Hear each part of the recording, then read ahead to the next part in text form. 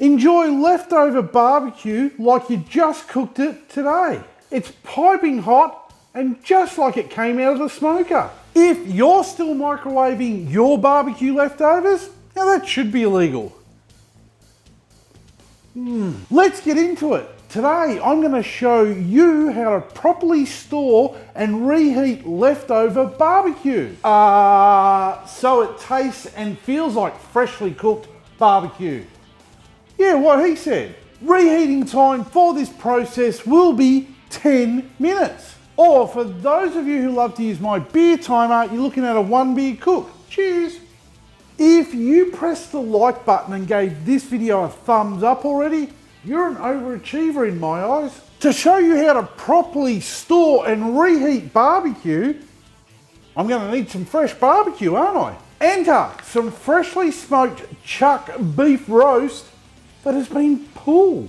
Storing leftovers and reheating them so they are exactly the same way when you cook them fresh seriously couldn't be any easier, and the end results will be perfectly cooked barbecue that is still moist smut. There's nothing smutty about reheating barbecue. Well, unless you do it naked. Firstly, we need to portion out the servings. You'll need some kitchen scales for this. The recommended serving suggestion of meat per adult is 150 grams. That seems like a small amount. There better be a lot of sides to go with this. I have 4 people living at home with me, including myself, and I prefer to store my meat in double-sized portions. As we don't always eat dinner together with school, sports, work, social lives, you just firstly need to turn your scales on, and then we need to weigh how much food we have, but it's in a tray. So grab yourself a spare tray or bowl, whatever you've got your meat in, that's the same size and weight.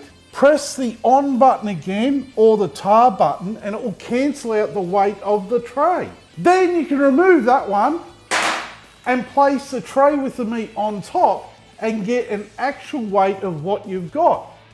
What I've got is 1.2 kilograms of lovely smoked pulled beef. So what I'll do is I'll weigh out 300 gram portions and put them aside. Now, if I do end up with an odd amount left over, I'll just adjust the quantities a little bit. You could also just make one large portion or eat the little bit that's left over. The choice is yours. I'd recommend sharing this video with family and friends. That way they can cook barbecue and bring it over to you stored and ready to eat anytime. The best way to store food for a long time is to use a vac sealer.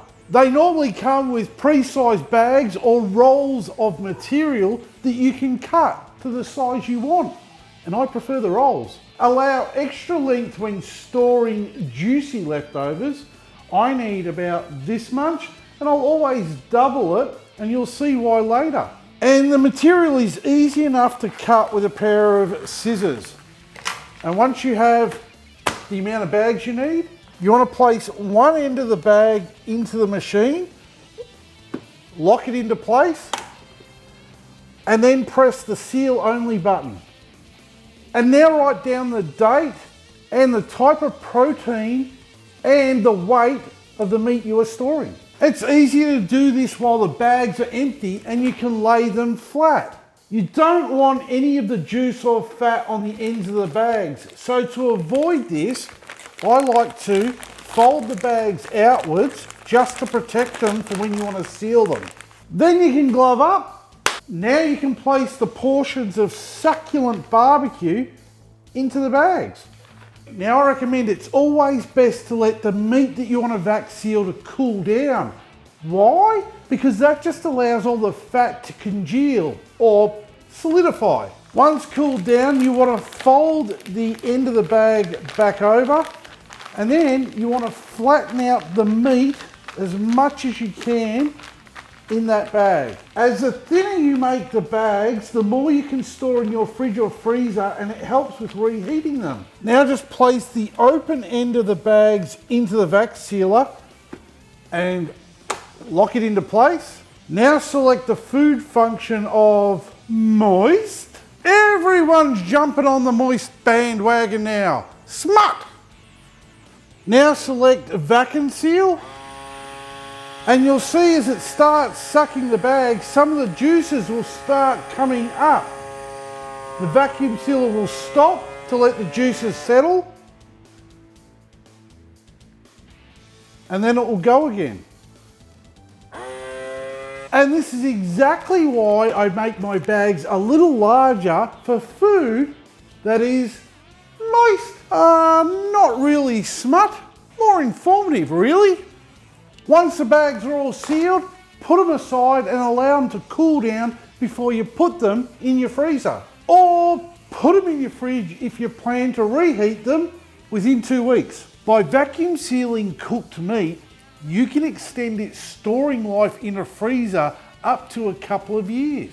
Now we know how to store our barbecue, it's time to reheat it properly. Whether the vacuum sealed meat is from the fridge or the freezer, it's exactly the same process. Grab a large pot, add some water, boil it, remove it from the heat, and add 1 bag of meat, fully submerge it in the water and keep it sealed. Set a timer for 10 minutes. After 10 minutes, remove the bag from the hot water, cut open one end and release the juiciness.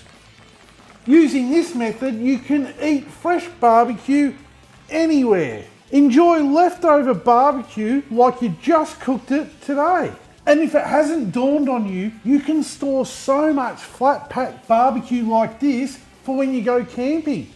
Boil up a pot of water, chuck in a bag of barbecue, and you can eat like a king anywhere you go camping. Pretty easy, yeah? Nearly as easy as subscribing to this channel.